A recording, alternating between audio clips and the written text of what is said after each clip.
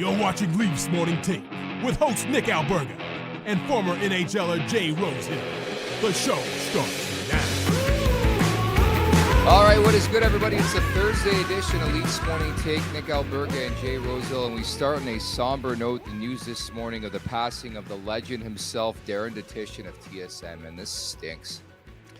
Yeah, brutal, man. I know he's been battling prostate cancer for a while, but you know, when they kind of take a hiatus, you're not sure, and you hope they're in kind of remission or things are turning the right way. And obviously, it wasn't with Dutch. Sad news, without a question. He's one of those staples that goes way back to kind of the origins of TSN and Sports Desk and Sports Center, and a good Sasky boy. I've never heard anyone say anything negative about Dutch, and crossed paths with him a little bit. Didn't know him intimately by any means, unfortunately, but sad news. It just sucks when that stuff happens, man. Yeah, that's why I think you're seeing the outpour on social media today, because that is the truth. Like, I never crossed paths with the guy, obviously being here in Toronto, but had a lot of people who worked with him and around him, and salt of the earth human being, and larger than life. In fact, actually, a couple of years back when I first moved to the area I live in, I saw him at the gym. I'm like, this guy looks like the Hulk on TV. He looks like the Hulk in person. That was kind of cool to cross paths in sort of that, walk of life. He was big into the gym and working out, but an absolute legend, man. And you want to talk about like some of the best professional broadcasters in this country. Darren Dutchyshen comes to mind right away. Yeah, for sure. I think he was one of the best. He was kind of a staple there, and him and Hedge had probably the best, duo going. You talk about, Jay and, Jay Onright and kind of the different guys. Just Dutch and Hedge were a staple, man. It sucks. There's a lot of good ones out there, but he was right at the tops, and he's one of the guys that's been there forever. And you see some of his colleagues outpouring, their emotion right now at how much of an impact that he made on their lives and careers. He was one of the good ones. It always seems to go that way. It sucks. Our thoughts and condolences to the family and friends of Darren Dutchyshen passing away here at the age of 57. Tough transition, but the Stanley Cup playoffs continuing. We'll get to the Dallas Stars game against the Colorado Avalanche, but I want to start with getting your thoughts on Elias Patterson and what he had to say to the media yesterday. So firstly, we're going to play the audio here. From your perspective, why has it been so difficult these last 3 months to generate the way you maybe did previously? Yeah, good question. Any thoughts, any answers? No. I hate the body language. Hate it, dude. Yeah, there's two sides to it, right? There's the side from the outside looking in saying, give us what we want, give us the sound clip, give us your thoughts, be honest, tell us what's going on, level with us. And then there's the other side of it where he's on that side and he's dealing with his own, performance and career and trying to be effective, and it's not going well. And then you got to go face the media and, why aren't you playing good? It was like, oh, let me tell you why I'm staying up too late. I'm not eating the right things. Like, what do you think he's going to say? He's trying. He doesn't know if it was an easy answer, he would just fix the problem, but it's not going well. And, you can dissect his play or whatever the way, guys on the Leafs get dissected, and you're not doing this and you're not doing that. I get it. You can do that till the cows come home, but, he's not in a good mood. He's not happy to hear the questions. He doesn't want to really answer to that. He's in a foul place right now. He's not performing at the level that he's expected to. And it's just all around. It's just one of those things. I see it from both sides, to be honest. And I get what you're saying. And I also get where he's at. It's just tough all around. And when a guy that's struggling that well, especially a superstar type guy, gets called out or questioned in the media, they're usually not thrilled about it, but it's part of the job, buddy. It is, and I know the city of Vancouver has this inferiority complex when it comes to Toronto, but damn, you got a star player problem, okay? You got a star player problem. This is scary. This guy is yet to have his extension kick in. He got the biggest contract in Vancouver Canucks franchise history, and he's been a complete no-show in the Stanley Cup playoffs. And the scary thing to me, wouldn't you know by now through 9 games in the Stanley Cup playoffs or whatever it's been, 10 for the Vancouver Canucks, if you're going to get the best version of Elias Patterson? That's what would scare me, Rosie. Yeah, he's one of those guys, right? He's not Nathan McKinnon. He's not a big horse who's, he's a a little bit softer, smaller Swede who is very skilled, but he's got to learn to adapt his game to the playoffs and to be effective in playoffs. It's just one of the prerequisites that I don't think there's been as big of a disparity as there is right now in guys that can perform in the regular season and then can't in the playoffs. It's it's a softer league than it used to be by a mile, and you can get away with things in the regular season that you can't in the playoffs. The playoffs ramps up I've said it, this is probably the 10th time I've said it, but the disparity between regular season and playoffs is as big as it's ever been, in my opinion. And these star players who are, typically smaller, skilled guys who don't rely on the physical aspect of the game whatsoever, tend to have these hiccups in the playoffs. It's just the way it is. And he's one of those guys, and he's got to transform his game and realize what works and what doesn't. He's got to get a little gritty and get his nose dirty if you want to have success. And I think he's learning that the hard way. He certainly is, and he reminds me of a current Leafs player who is not having the same type of go of things as Which well in one? the Stanley Cup playoffs. His name's Mitchell Marner. He could be on the trade block. He could waive his no trade this summer. But even watching Game 1 for Vancouver against Nashville, I'm like, this team is legitimate. What would happen if Elias Patterson played the way he has played in the past? And don't forget, a couple years back, I think it was in the bubble, Demko was awesome. Patterson was awesome. So maybe it's just the year, but I don't know what it is with some of the players these days. They look so uninspired in the Stanley Cup playoffs. Are we kidding me with the fire alarm right now? This is not happening again. That's tough. Forgot about that old fire alarm. Yeah, it's interesting, man. People, it happens all the time. There's a microscope on it more than other people, but sometimes guys don't have it. Sometimes guys are fighting it. And unfortunately, that happens to the superstars too. And he's fighting it. But, you look at the players that when they're not, getting on the score sheet at the pace that they're accustomed to, when they do other things to try and be effective, that's usually, a fast track to getting out of the slump. And you got to watch and see, is he doing all those intangible things? Is he willing to get in there and do the other stuff, like away from the puck and in the D zone and with the physicality? And is he making it hard on others? And is he driving the net and just doing the things that he can control? You can't always control the bounces. You can't always control your opportunities. You can't always control what the team does in front of you, but you can control all the things personally. And if you're taking care of that, guys will pat on the back and say, it's going to come, Petty. It's going to come. But if he's pouting, or if he's got the bad body language, the bad mood, and poor me, and why is it not easy anymore in the playoffs? That's going to be a long road for him. So it's all about attitude.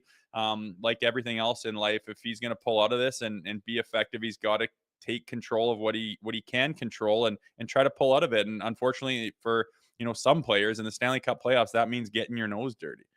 Definitely. And what did I say about Colorado, man? Look at what happened last night. A 5-3 win. They stay alive. It's 3-2 in that series. And who else? It's Nathan MacKinnon 1-1. It's Cale Makar 2 goals. It's you with a brand new coffee mug where we're living here on Leafs Morning Take. There it is. Oh, Old Central Highlands Golf Track. Got this with my membership yesterday. Thank you. beautiful. But your thoughts on Colorado last night? Yeah, I know. How about they got 5 goals and matched their previous 3 games? Did they not? So they broke open offensively. I think they got an empty netter, but I know, man. Whenever I'm talking about a beast, a superstar beast, I talk about Nathan MacKinnon, man. He is just leadership personified. He plays the right way. Like when I'm talking about a guy that's kind of ho-hum and plays perimeter, doesn't get his nose dirty, I'm not talking about going and taking a guy out or starting a scrum or getting in a fight or running a goalie. I'm not talking about that. I'm talking about playing like Nathan MacKinnon and just being an absolute horse who just flies into the corner and uses your body. And I know Elias Patterson is not built like Nathan MacKinnon, but you can go in there and throw your body at a guy and muck and grind a little bit and work your ass off and skate as hard as you can into a guy and back check and all the little things, like just work your nuts off is what you got to do. Like, and that's what Nathan MacKinnon does is in spades, and he's always rewarded for it. And he's a horse, and he's led that team. And I think they might win on home ice again and force a 7. It's anybody's, but when you're down 3-1, it's kind of like where the Leafs were. You get the 1, and then it's just one more at home, and then holy smokes, here comes Game 7. So pretty impressive. Those 2 teams are really good. I think Dallas is probably a better, well-rounded team right now, but don't sleep on the Avalanche. They've got all the experience, and they got leadership like Nathan MacKinnon. I think the story of the second round thus far has been teams' inability to put other teams away. And it just shows you talked about this earlier in the week, how difficult that fourth victory is, right? Where you're there on the precipice of winning a series and the closeout game is always the hardest.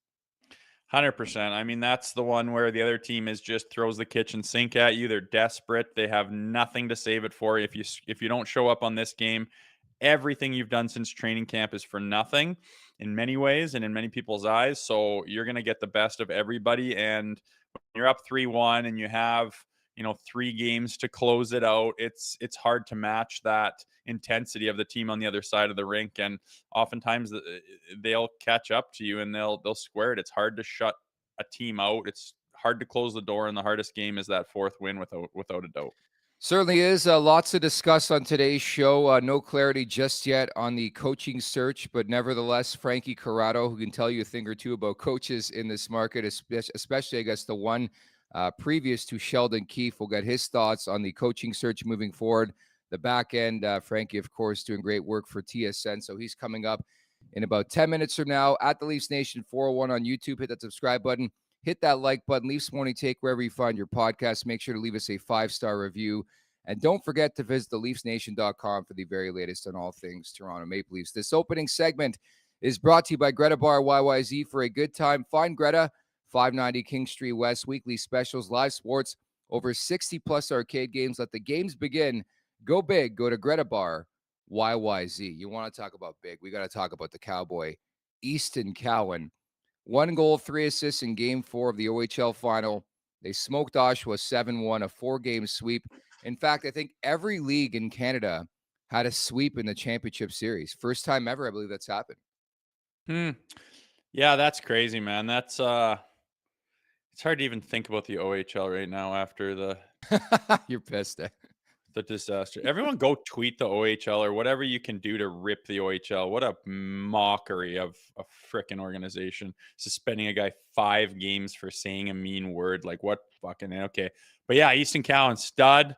To finish it off, I was like, shit, they're just getting into the finals here. And then all of a sudden it's over and he gets the MVP and everything. I was like, what happened? They swept. I'm like, he's a beast, man. And he, last year, him and Minton came at camp and they gave, the expectations of them are to go in there and get some experience and get their feet wet and see what it's like. They went in there and they went balls out and kind of dominated through a lot of the camp and exhibitions and some parts of the preseason there, and damn near earned a spot on the team. I mean, they were too young to give it to him and they made the right call.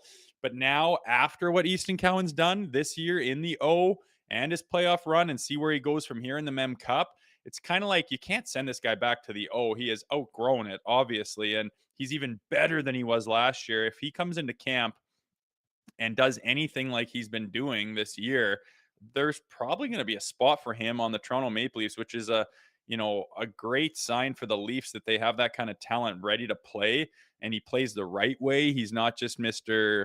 Instagram dangles trying to do the Michigan he just goes hard, and he's got confidence. He's got a little swag to him, and I absolutely love that. And that's what's necessary to break into the NHL at a young age. And I could see this guy having a roster spot in the fall and costing the Leafs league min, or not league min, but, entry-level contract type stuff, which is a lot less than a lot of guys you'd have to pay to get there on the wing at one of those top 2-3 lines. It's not too shabby for a 28th overall pick, right? And that was the first draft pick in the Brad Treliving era. Man, what a home run. I know we still haven't seen it at the NHL level here, but the fact that he's put together this body of work, you want to hear a great stat? The last players to win both the regular season and playoff MVP in the same season, Mitch Marner and Connor McDavid. Your boy Mitch Marner's on that list. Mitchy boy. Yeah, that's pretty sick, man. Impressive. Like, I remember when he got drafted and we're kind of like, oh, who's this guy? Like, what's the deal? If you're not really following too heavy, and though people are like, no, he's solid. And then holy smokes, what is it? Was he just drafted last year? No. What an impact this kid's made in 12 months. It's impressive. He's on fire. And like I said, I think he's outgrown the Ontario Hockey League. You can't send him back there. Barring any big changes, I could see this guy earning a roster spot, no problem, and being an impact player right away. You don't want to tell him that. You don't want to put his expectations on him. Just let him come in there, take the leash off, and let him do his thing. I think he very well could be ready, but we'll see. It's nice to have that stuff coming down the pipe. Yeah, that was a question I wanted to get to, is like how you would handle a Cowan, because I think there's no doubt there's going to be the ability to crack that roster for he and Minton, right? I think when you look at the way this roster is structured, regardless if they make a significant trade or not, there is opportunity, and you need to infiltrate players like this. Like Matthew Nyes is a perfect example of a guy on an ELC who you're getting your best bang for your buck, right? And I think if you have the opportunity here with a guy like Minton and a guy like Cowan to put them in the lineup and to get that value, I think that sets this roster apart from others. Yeah, the difference between Nyes and these kids is they are kids. They're younger. They're not coming out of college. They haven't grown, a little bit more age and development with Nyes. But with these young kids, I mean, they're so good these days. I would honestly, I would just say, hey, listen, guys, you guys are playing fantastic. Don't let this NHL thing, hinder you in any way. It's no different than what you've been doing. Play the right way, play hard. These aren't men you're playing against, but take the leash off them and say, go do your thing, man. Have confidence. You guys are great players. No one knows what you're going to become. That's completely up to you and your attitude. Go out there and light it up. And if you do so, just like anyone else, there's a spot on this team for the guys that are willing to do the things that other guys can't, and let them see what they can do. Let them cook, but don't put the expectations on them. Don't tell them to change their game. Don't tell them to do anything out of the ordinary. Let them cook, see what they can do, and if they earn it, give it to them. Simply put, but it's the right way to approach it. I think you give Cowan every opportunity to crack that roster. If he proves he should be there, then you put him on the team. Frozen pucks are awesome when they're in the back of the other guy's net, but that doesn't mean you'd want to eat one. That's why Wendy's only uses fresh Canadian beef that's never seen the inside of a freezer in all of their burgers. Whether you order a Baconator, Dave Single, or even a JBC, you only ever find real fresh beef that's real juicy and loaded with fresh toppings. So download the Wendy's app, check out the latest deals, and order a hamburger that's only job is being delicious. We got to clean up that read. It's just too much. It is too much. I've sent something off to rectify the situation. We're still waiting confirmation, but nevertheless, we're bringing in today's guest. My man, it is Frankie Corrado. What's going on, buddy? What's up, boys? Yeah, not much. Frankie How are you? Boyd. We're chilling. What's happening? Have to get your reaction off the thought, man. It was a sombering start to the show, losing Darren Dutchyshen. Obviously, you worked with him. Yeah. Listen, I mean, a larger than life personality, and just one of the kindest, most generous people to be around. And the Sports Center newsroom, it's an interesting place because there's so many people there working at computers, working on stories. There's a lot of chatter. Like, it's a pretty vibrant place. But when Dutchy was in the Sports Center newsroom, like it took it to a whole other level. It was, Dutchy was really able to bring out the best in a lot of people, and his energy was really infectious. And you felt like, when you were around him, you had a little more to give, and you had a little more energy, and you had a little more in the tank. And he'll be missed by so many people, not just at work, but in his personal life. And I'll give you one little example of how it is working with Dutchy. And so when we do these Sports Center hits at the podium, we're watching the games, myself and the producer, Paul Medeiros usually. And we're coming up with the questions, essentially. Like, we're the ones who are saying, okay, what do we want to talk about in this hit? Those questions get relayed to the anchor who's going to do them with us. And we go to the podium, and we either do it live into a Sports Center show, or we tape it and it's going to get placed into a show. And you learn very quickly that the questions, when you work with Dutchy, are just suggestions. Because Dutchy's been watching the games, and he's got his own energy, and he has his own angle that he's going to take. And you love it because he was so focused and so dialed in, and he knew how to guide things really well. So it was always one of those things now where we would be there and we'd be talking, and okay, who are we doing the hit with? Is it Dutchy? Oh, okay. Then just, whatever Dutchy wants to talk about, we'll just, let Dutchy do it, as long as we have some video ready. So he's just an outstanding person and broadcaster, and he'll be missed. Seasoned veteran. Hey, that guy's been there forever. Seemed like it came completely natural to him. He's one of the greats. And as unfortunately, on a day like this, you end up seeing so many people like yourself who have worked with him and know him just tell amazing stories and just rave about how great of a guy he was at his job, and just as a person as well. Just a good Sasky boy. It's a sad day in the sports world, no doubt. Yeah. You know what? And you know what? I think, that generation of broadcaster, if you want to call it that, like when Dutchy was starting out, there was no, podcast you could fire up. There wasn't this whole like digital presence. Like a guy like that, like really had to get refined in his craft and harness it and essentially like, start from the bottom and work your way up to the top and, start locally, grind away, probably not make that much money doing it. And he reached, the peak, I guess, of what a sports broadcaster is in Canada, hosting that Sports Center show that he did alongside Rod Smith and then, alongside Jennifer Hedger for so many years. Dutchy really became, the face of Sports Center for a long time. And, like it was a different journey than what people are able to do now. So credit to him because, that takes a lot of skill and a lot of perseverance to get to where he got to. An absolute legend, guys. Well said on that front. Speaking of legends, Easton Cowan, you're an OHL legend. You're a standard as well, Frankie. How do we not get too hyped on this kid again? Like, it just seems like another London Knights prospect is coming up, and it's hard not to get hyped when you watch what he's doing in the O right now. Yeah, can I just say something about the OHL first before we get into Easton Cowan? I wonder what you're going to talk about. Rosie, maybe I'll throw this to you quickly. Were you a WHL guy or did you go to college? I did the college route, played tier 2, and then went down south. Okay. So when you turned pro, would you you see the OHL guys, you see the QMJHL guys, were you one of those Western guys that like to talk about how nails it is out West and how, there was, fights on the way to fights and the game was just way too hard for you OHL guys? Was that you? Not to that degree, but yeah, I would favor the WHL and the way they play over out west than they do in the Q and the O. Yep. So we've been doing the CHL playoffs on TSN, and listen, the OHL series was a blowout. Easton Cowan was a massive part of that. The QMJHL series was a blowout in Drummondville over Baie-Comeau, and the WHL series ended up being a sweep as well. It's the first time in history that all three championship series were a sweep.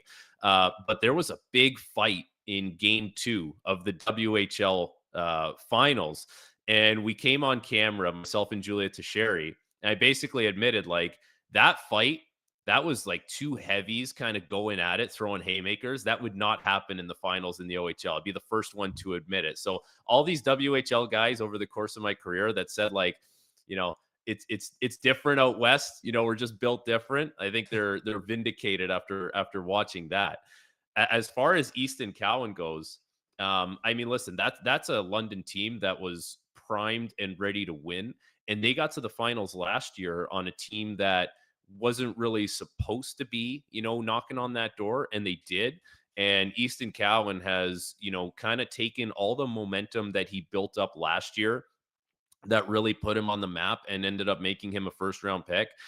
He's taken that momentum and kind of rolled it into this year and just became like a truly unstoppable force in the OHL this year and in the playoffs especially. So it's an exciting time if you're a Leafs fan because you have this fresh new crop of kids that are coming up, which, you probably couldn't say that since the kind of like Marner, Matthews, Nylander era. So it's exciting. And Easton Cowan obviously is the one leading the charge with that excitement. For sure. I would say, I think that out in the OHL and Q, they're too busy kind of tiptoeing around not getting suspended for saying a mean word. Where in the dub, we're just playing nails hockey out here. That's so that right. That could be the difference going on there. But what do you do with Easton Cowan coming in as a young guy, as far as wanting to get the most out of his development, not putting him in the limelight too soon? It's a different market in Toronto, obviously. Do you think they got to be careful with that at all?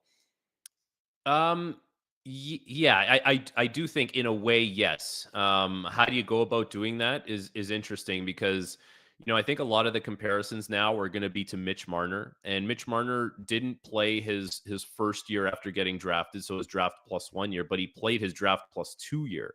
And so that's what Cowan would be going into now. The thing I would caution with that is as much as Cowan is doing things that, Mitch Marner was the last one to do, Cowan is not a top 5 pick.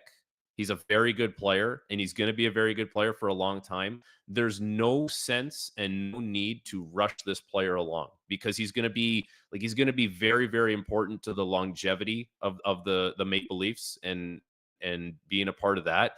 If you rush a guy along like that, I kind of think of like Kotkaniemi in Montreal, where it was like, we drafted him high, we're going to put him in, and this is the expectation you're going to play. And he almost like fizzled out in Montreal and plateaued. And, like he's fine, but not necessarily to the level that people expected.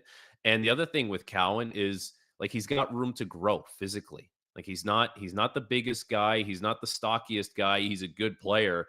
The only thing that, you would maybe fear, Rosie, is that you send him back to the OHL and it becomes a bore for him. And it's just like, this guy rips off 130 points, and it's like, what is he doing? He's wasting his time there. So I think they're going to have to try and find a way to balance the two of those things. But I would be more leaning on, let's not rush this kid into the limelight of Toronto. Let's not rush this kid into the realities of the NHL, because it is very unforgiving, regardless of how good you are. And let's make sure that when the time comes, this kid is ready to go and there's no looking back. And I don't think you need to rush him into all those situations. So with some Go ahead, with some Rosie. time on the Marlies, do you think like in the American League do him good? I mean, I know certain GMs like Brian Burke, for example, were so big on putting the Getzlaffs and the Perrys and the studs for, at least a half a year in the minors just to get accustomed to pro hockey. You think that would be good for him? I guess it depends on what he looks like coming into camp, right?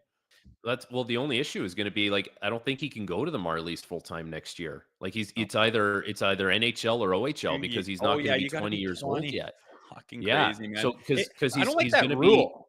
be. I don't like that rule either. Okay. I think that does damage to a guy like Easton Cowan. It does damage to a guy like Shane Wright, who had to endure, what he went through, being around the team in Seattle, not playing. Then, we found a 2-week window where we can send you to the minors on a conditioning stint where you can get 7 games in those 14 days. Like, and then he goes to World Juniors. It's like, I don't like that either.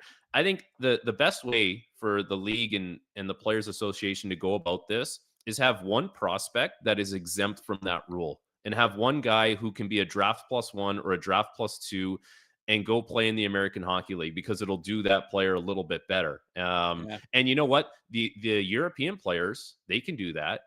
The American players, they can do it. Like, why can't the CHL guys do it? So that would be the solution there. But so Rosie, that's kind of where I'm going with this. It's like the decision is, stay in the NHL. You might not play every night. You'll be around the big boys, and then kind of like what Fraser Minton did, right? And then you go back at some point, or you just send them back and say, listen, this is here for you, but it's not here for you yet. I think if you had to pick one or the other, I think I would be picking just go back to London and play another year and really truly dominate it. And please, for the love of God, don't become really bored and don't pick up bad habits, because we need you in the future. I don't know what you would be thinking.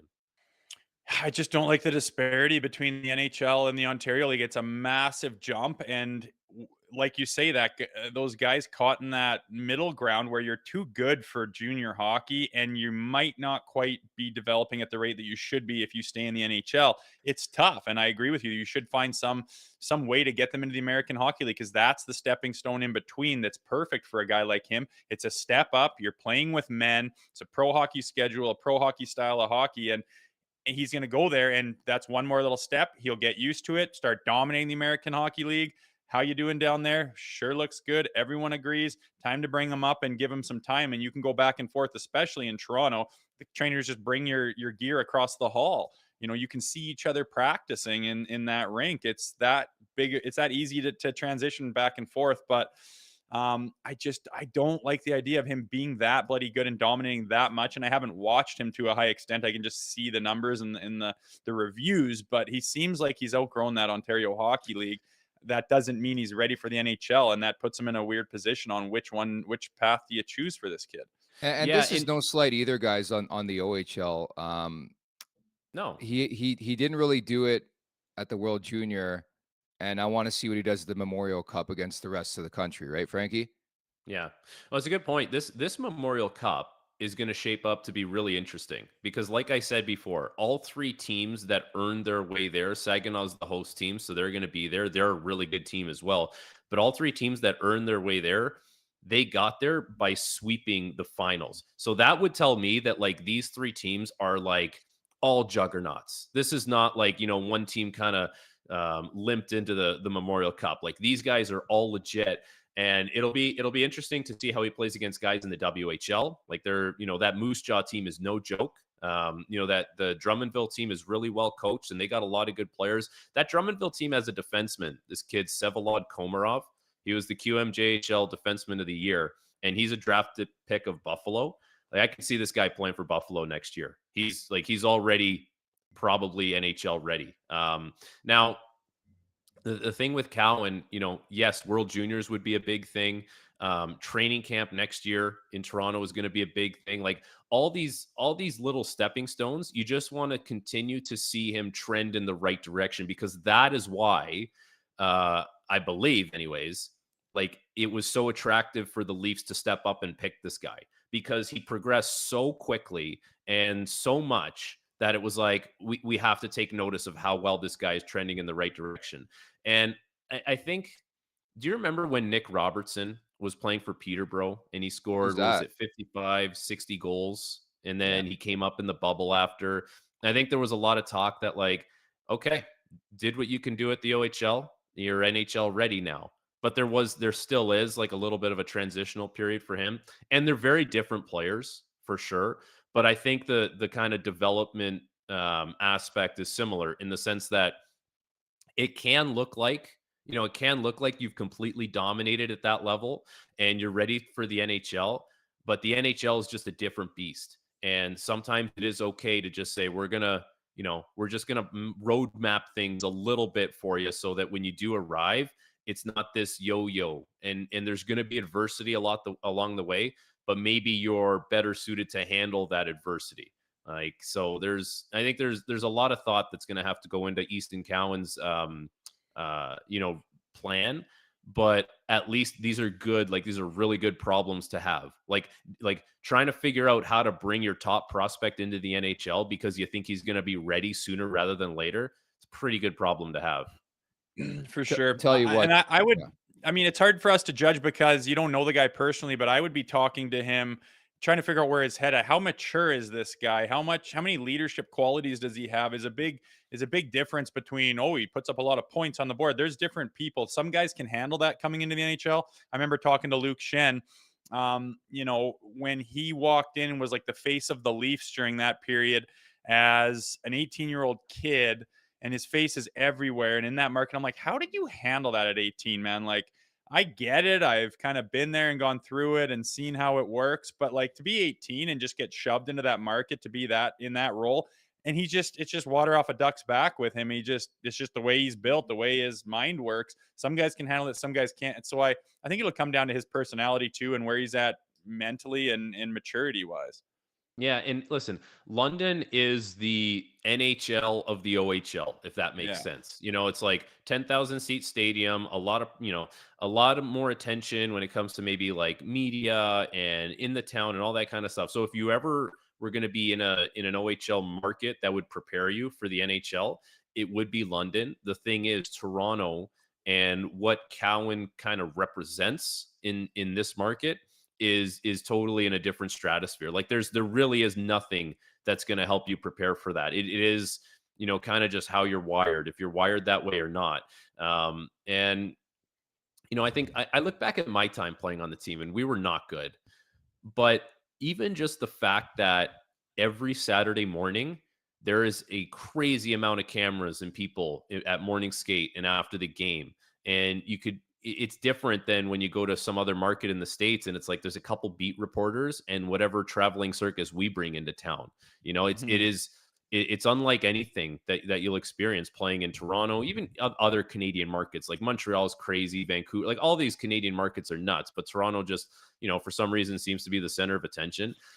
It's different. Like how do you handle all that? And, you can try and block all these things, right? You'll block all the major networks on social media, all the beat writers, so you don't see anything. But I find the algorithm you can do that. The algorithm is still going to show you something. Like someone's got something somewhere and it's going to pop up and you're like, okay, if you weren't accounting for that, how do you let that kind of wash right over you and not let it affect you? So yeah, it's part of it. And I like even my own experience. I was 22 and 23 when I played in Toronto, and I barely played. And I probably like mentally I wasn't equipped to handle that at the time.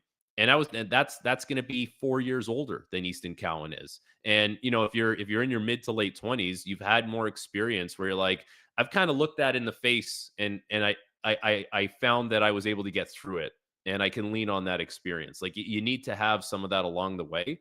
But maybe, you know what, maybe he is one of those kids that's just naive to what it's all about, and you just play and you don't think too much about it. But that'll be, you know, that'll be a challenge for him for sure.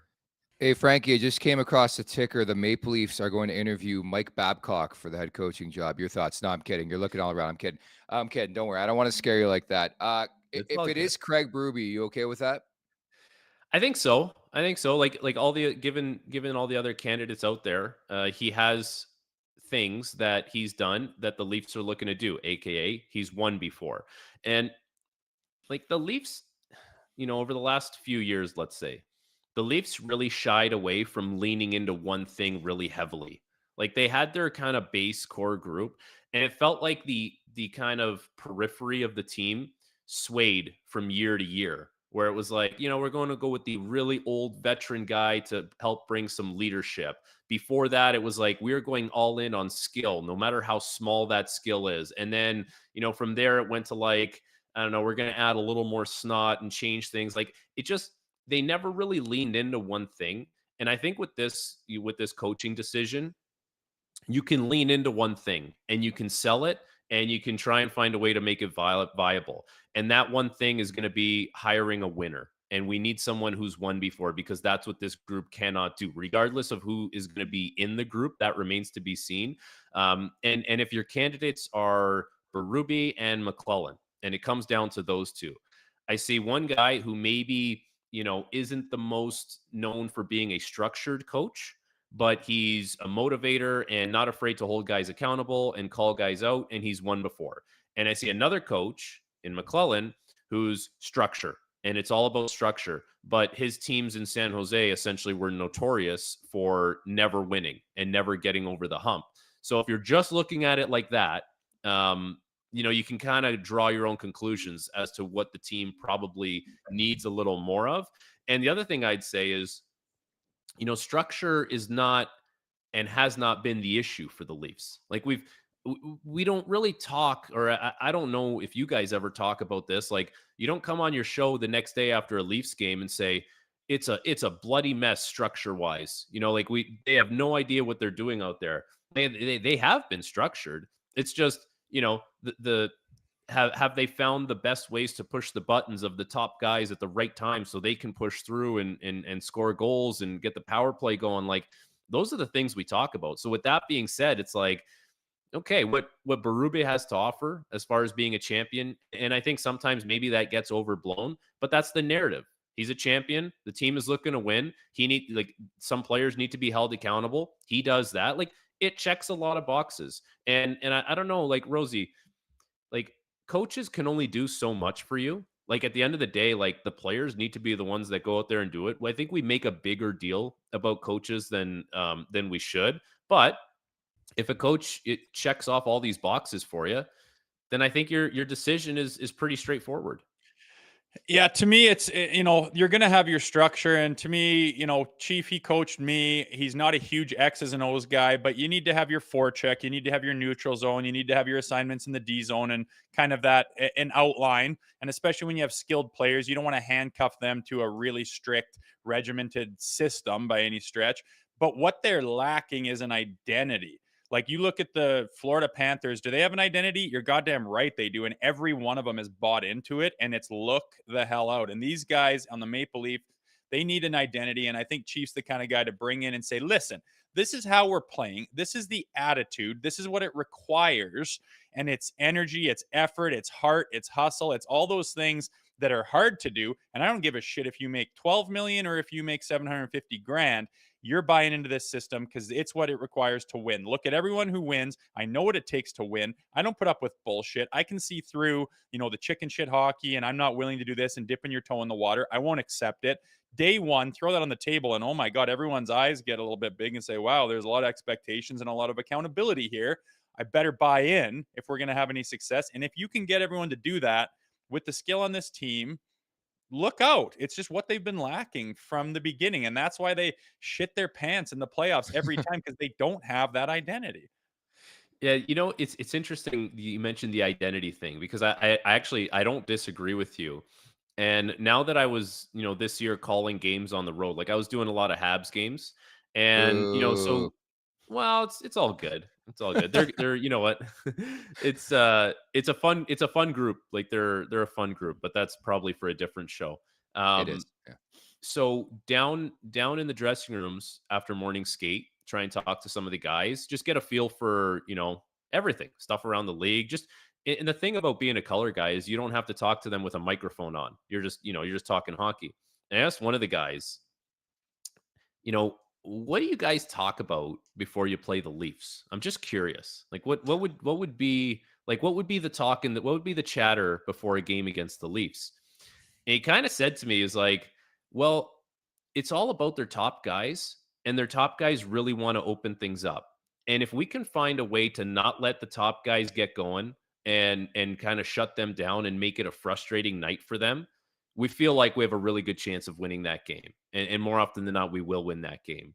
And I think that's, when you talk about the identity or the lack of identity, that is the identity of the Leafs. And that might not be a winning recipe, where there needs to be something a little bit more there. Unless you're going to be, I don't know, unless you're going to be McDavid and Draisaitl and be, completely unstoppable on the power play. But that's their identity right now. It's just, it seems like if that's how one-dimensional teams view it around the league, or players view it, and that's only one guy, there's probably varying opinions of that. But if that's how teams kind of view it and what their chatter is before the games, I don't know. It seems like it's pretty straightforward as far as how do you shut it down. Hashtag culture change, right, Frankie? Appreciate your time today. Looking forward to seeing what transpires over the next couple days and weeks ahead. All right, boys. Thanks for having me. See ya. Thanks, Anytime. Frankie. That is Frankie Corrado, former Toronto Maple Leafs defenseman, doing great work now with TSN and Analyst, and calling games as well this year, as mentioned, doing the CHL, so bringing a bit of everything. But unique perspective, obviously, on the OHL and Easton, Cowan. And I think he makes an excellent point that you lose sight of maybe in this market sometimes, Rosie, where it's like, yeah, this guy's dominating, but there's no such thing as like having a prospect over mature in the minors, Well, it's true, and I'm okay with the minors, but like we talked Yeah. about, not being able to go to the American League, like it's too big of a step down. And it depends how he comes into camp and how he does in preseason and stuff like that. But the way he's dominating and what he did last year, and to think he got considerably better than last year's camp, you don't want to hold him back either. You don't want to frustrate him. You don't want to have him be bored in the Ontario Hockey League. I think they got to make a judgment call on how much has he developed and how close is he. And it does really suck that it's one or the other, back to junior with the kids or in the big show. Like there should be a middle ground there. And it's unfortunate that you can't right now with the restrictions in the American Hockey League, but it opens up the discussion to maybe changing that and allowing guys in his position to be able to use that American Hockey League as a stepping stone to the NHL. How the hell did Saginaw get hosting rights for the Memorial Cup? I think the first time ever it's going to be hosted outside of Canada. Yeah, interesting. I don't know. I've never been there. My buddy played there. He Yeah. hated it. This was like 15 years ago, but he hated it there. So I don't know. Hopefully they put on a good show, but yeah, it's a big deal to host that. The Memorial Cup is so massive because you got three massive leagues. They always call it the hardest trophy to win because you have to win essentially the Stanley Cup in the rounds to win your league, and then you go to the Memorial Cup and have to go through this other entire war and beat two other league champions and then some to get the whole deal. So it's a big deal to win that thing. It's a tough test, and if Easton Cowan keeps dominating the way he is, he's making a case for announcing that he's NHL ready. it's time for the last call, brought to you by Bet365. Open an account with Bet365 today and bet on a huge range of markets. So whatever the sport, whatever the moment, It's never ordinary at Bet365. Got 2 more games in the Stanley Cup playoffs on this Thursday. Another potential closeout game as Carolina hosts the Rangers. The Rangers up 3-2 in the series, in Edmonton visiting the Vancouver Canucks for a pivotal Game 5. Anyways, you're leaning there.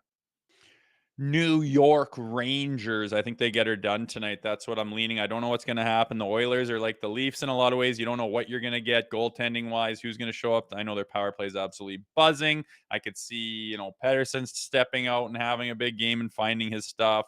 Vancouver's quite good. I don't have a feel on that one, but I have a feel on the New York Rangers taking it down tonight. I like Carolina, and I like the Edmonton Oilers. Those are my two picks for sides. Carolina's on home ice. That's a tough barn to win in, but the Rangers are an excellent team. I feel like Carolina's got something cooking now, man. You win 2 in a row against that Rangers team, and Carolina hasn't even found itself so far here in the playoffs.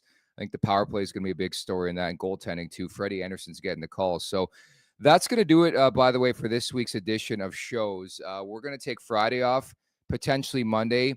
Having said that, if something does break, and I got some intel yesterday that we're going to find out sooner rather than later, a coaching announcement here in Toronto, it's likely going to be Craig Berube, that it could happen before the weekend. So if something breaks, we'll have you covered here at the channel. Don't fret about that. But if not, Rosie, we'll reconvene, I guess, on Tuesday. Yeah, that sounds good. I'm kind of going to be all over the place with we're camping, believe it or not. Oh, wow. Yeah, so we'll see where I'm at. Maybe I'll be doing a show from the bush with dirt bikes buzzing around me and kids going crazy. But we'll see. We will be around and we will cover it. And I have a feeling on Friday it's going to break. So we'll see how she goes. Yeah, like the 6 o'clock news drop. If maybe they wait for the press conference next week, that's our hope here on the show. So once again, if you're watching right now, hit that subscribe button, hit that like button at the Leafs Nation 401. Again, it's at the Leafs Nation 401. Leafs Morning Take, wherever you find your podcast, make sure to leave us a 5-star review. And don't forget to visit theleafsnation.com. Many thanks to Frankie Corrado. Everybody in the chat, producer Vic, you were great as per usual all week long. For Jay Rosehill, I'm Nick Alberga. We'll talk on Tuesday. Take care. Make sure to check out more of our content right here on the Leafs Nation YouTube page. We got long-form interviews. We got clips. We got epic rants by Jay Rosehill. We simply have it all. And don't forget, you can find out much more at theleafsnation.com. Thanks so much for watching.